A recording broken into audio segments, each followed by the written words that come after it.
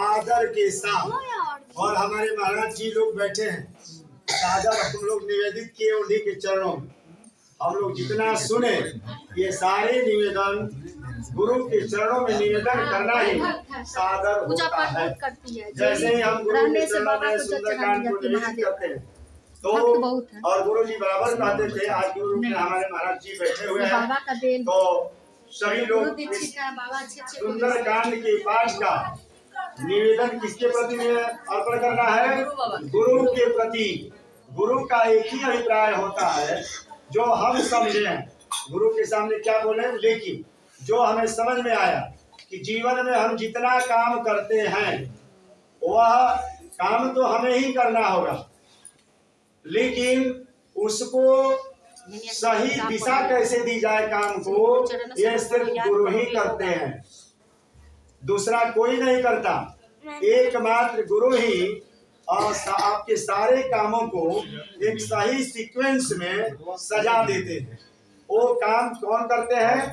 गुरु, ताकि समय आए तो वह तुरंत आपको उपलब्ध हो जाए, मिल जाए। जैसे आप कमाई करते हैं, घर में सामान जमा कर देते हैं, आज समय आता है कि अब सुई कहाँ है जी, तो अब सुई दिन भर खोजेगा तो काम में बीत जाएगा, अब क्या किया जाए। तो उसी समय गुरु क्या करते हैं कि तुम नहीं समझते हो, हमारे तुम हो, लेकिन देखो सुई यहाँ है, उठाकर तुरंत देते हैं। यही काम है गुरु का, जो हमारे इस संसार में गुरु रूप में आज ओंकार मंदिर, आप लोगों ने कहीं सुना था कि ओंकार मंदिर क्या होता है? होता है, लेकिन महाराज जी का आज ऐसी कृपा रही कि ओंकार मंदिर तो ये विश्व संसार ही ओंकार मंदिर है, लेकिन हम विग्रह रूप में कभी शिव जी को, कभी राम जी को, कभी कृष्ण जी को बराबर पूजा करते रहे।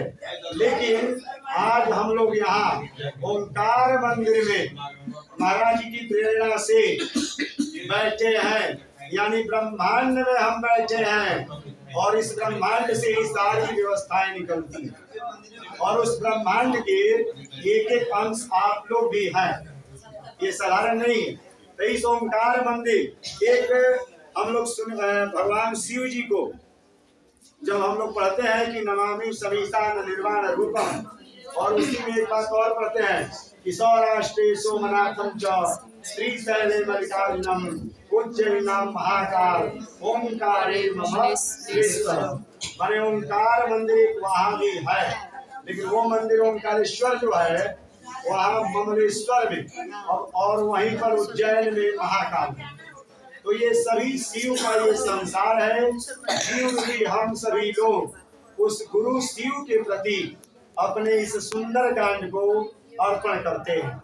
यही हमारी सबसे बड़ी व्यवस्था है, और आज के डेट में भगवान की कृपा से हम लोग भी धन्य हो गए। सुंदरकांड इन्होंने भी कहा, हमने भी पढ़ा, ये हमारे सभी लोग शिष्यगण ही हैं महाराज जी के सानिध्य में। हम सभी लोग भगवान की कृपा के पात्र महाराज जी के कारण बने, कि गुरु परंपरा में हम लोग इस व्यवस्था। तो आइए, हनुमान जी भी, हम लोग हनुमान जी के निवेदन भी किए हनुमान जी से कि हे हनुमान जी, आप ही सबसे मिला देते। सुंदरकांड खासकर उनके लिए होता। तो एक बार हनुमान चालीसा भी हम लोग पढ़ेंगे, और इसके बाद एक जैसे आपने अभी पूछा, इसके बाद हम लोग क्या करेंगे कि भोग प्रसाद जो भी हमारा प्रसाद है उसको भी पाएंगे। एक प्रसाद ये सुंदरकांड रूपी प्रसाद है, और एक इस जीवन को चलाने के लिए ठोस आहार जो भी हमारे लिए हमारे गुरुओं द्वारा प्रदत्त है, उस आशीर्वाद को भी लेना है, जिसकी व्यवस्था भी हो गई, उसका भी भोग हम लोग लगाएंगे। तो पहले इस व्यवस्था को कर लें हनुमान जी को एक बार, लेकिन इसके पहले थोड़ी सी हम लोग नमामि समीशा, भगवान शिव की कृपा से सबको मंत्र याद ही है, तो एक बार भी पढ़ ले। तो एक बार शुरू से नमामि समीशा निर्वाण रूपम विभुं व्यापकं ब्रह्म बीज स्वरूपम निजं निर्गुणं निर्विकल्पं निर्विणं चित्ताकाशमाकाशवासं भजेऽहं निराकार ओंकार मूलं तिर्यं गिरा ज्ञानगोप्ति सती करालं महाकालकालं त्रिकालं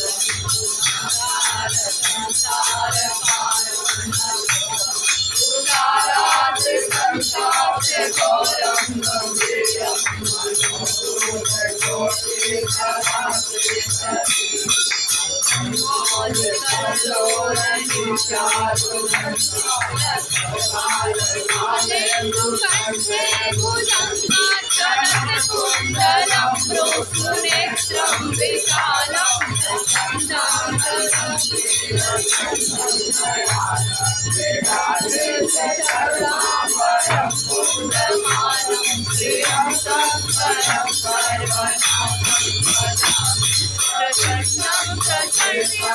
कल्पं परेशं अखण्डं अजं भानुकोटिप्रकाशं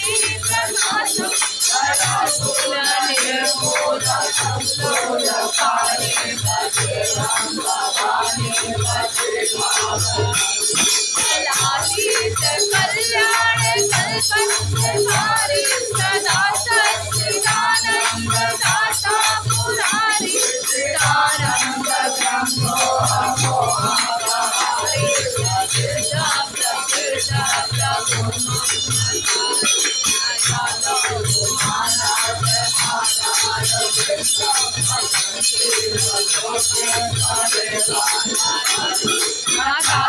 सुखं शान्ति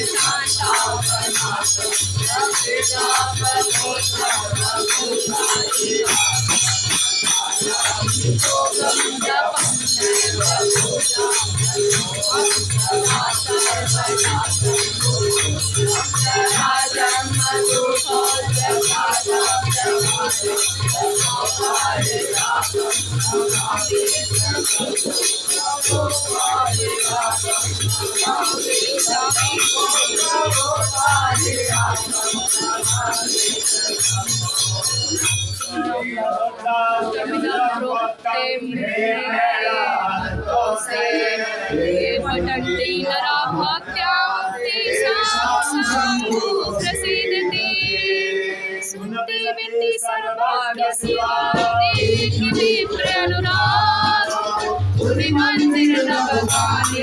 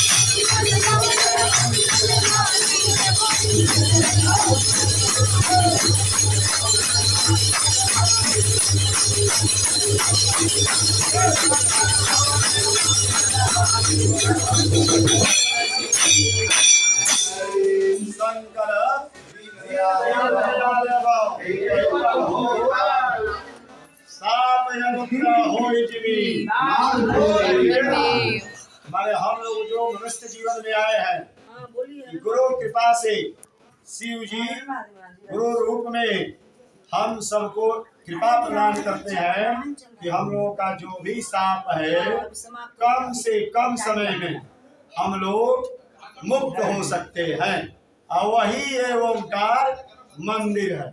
महाराज जी ने कहा कि ये जहाज है, ये क्या है? वह जहाज है जिस पर बैठेंगे तो 2 मिनट में आप इधर से उधर चले जाएंगे। और हम सभी ब्राह्मणगण भी जो बैठे हैं, ये सभी ब्राह्मण हैं। कुछ लोग इस बात को नहीं अनुभव किए, जाति पाति की जो बात आती है, कभी इस बात को मैं बराबर बताते रहा कि गर्दन से ऊपर के भाग को ब्राह्मण कहते हैं और ये तत्व जो है क्षत्रिय है और पेट जो है वैश्य है और इसके नीचे शूद्र तत्व है और इसमें सबको गर्दन मिला है, नाक आँख कान मुंह मिला और यही ब्राह्मण है और सबके पास। यदि इसे आप ब्राह्मण बन जाते हैं तो भगवान शिव की कृपा हो जाती है और गुरु की कृपा होती है और तब हम सुना ही सुमंगल जो गान हम लोग सुनेंगे तो सादर तरही भव सिंधु बिना जल यान, कोई जलयान की जरूरत नहीं है। तो यही शरीर सब कुछ है, शरीर की रक्षा करना भी धर्म है और यही सुमंगल गान है। जहाँ सुमति संपत्ति आज इस सुमति का पर्याय है कि हम ओंकार मंदिर में बैठे हैं। इसी नमामि समीसान में निराकार ओंकार मूलम सारे शब्दों का जो इस गुरु परंपरा में हम लोग अनुभव करते हैं, गुरुओं के द्वारा हम लोग जो सीखे हैं यही शब्द है कि निराकार ओंकार मूलम तुरीयम